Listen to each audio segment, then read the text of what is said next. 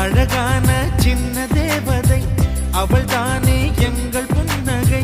நாள்தோறும் இங்கு பண்டிகை, நம் வானில் வான வேடிக்கை. இது போல சொந்தம் தந்ததா இறைவாவா நன்றி சொல்கிறோம்.